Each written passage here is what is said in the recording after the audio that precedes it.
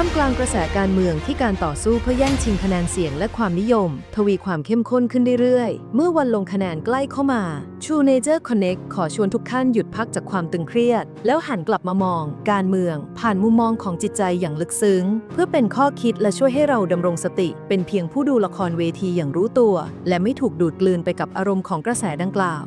โดยทั่วไปการเมืองมักถูกนำเสนอในภาพของพื้นที่สีขาวพื้นที่แห่งเกียรติยศความดีงามและอุดมการณ์อันสูงส่งแต่ในความเป็นจริงพื้นที่แห่งนี้คือสิ่งที่ข่าวยุงเรียกว่าเงามืดไม่ใช่เพียงพื้นที่สีเทาหากคือสนามที่พลังด้านมืดของจิตใจมนุษย์สามารถทำงานได้อย่างถูกต้องตามระบบและได้รับการยอมรับจากสังคม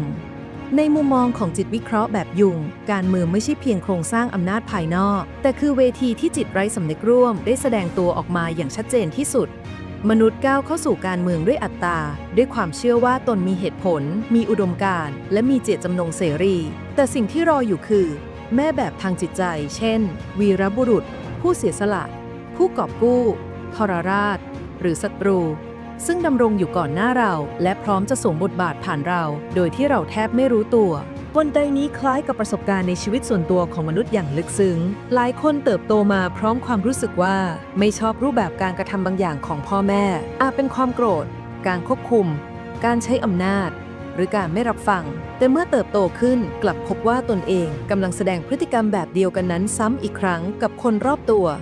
ลูกหลานหรือแม้แต่กับตัวเองทั้งที่ตั้งใจว่าจะไม่เป็นแบบนั้นในมุมมองของยุงนี่ไม่ใช่ความล้มเหลวทางศีลธรรมแต่คือการทำงานของจิตไร้สำนึกเมื่อสิ่งที่ไม่ถูกรับรู้ไม่ถูกยอมรับจะไม่หายไปแต่มันจะส่งต่อและแสดงออกผ่านเราโดยอัตโนมัติพลังดิบของมนุษย์เช่นความกลัวความโกรธความเกลียดชังและความกระหายอำนาจในชีวิตส่วนตัวอาจยังถูกควบคุมตรวจสอบหรือยับยั้งได้แต่เมื่อเข้าสู่สนามการเมืองพลังเหล่านี้กลับได้รับความชอบธรรมเชิงโครงสร้างความโกรธถูกเรียกว่าความรักชาติความกลัวถูกอธิบายว่าเพื่อความมั่นคงการทำร้ายอีกฝ่ายถูกทำให้ดูเป็นหน้าที่ทางศีลธรรม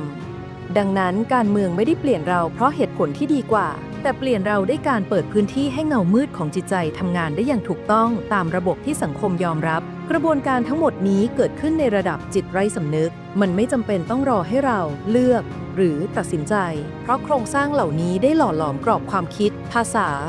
ความรู้สึกผิดถูกและตัวตนของเรามานานหลายสมัยแล้วอัตตาจึงทำหน้าที่เพียงหาเหตุผลมาอธิบายการเปลี่ยนแปลงที่เกิดขึ้นไปก่อนหน้า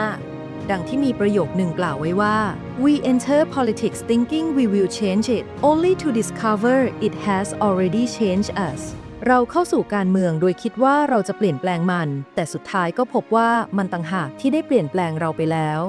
การมีสติรู้เท่าทันจิตใจของตนเองอาจไม่ทำให้โลกเปลี่ยนในทันทีแต่ช่วยให้เรายังเป็นอิสระภายในท่ามกลางกระแสที่พยายามดึงเราเข้าสู่บทบาทต่างๆโดยไม่รู้ตัว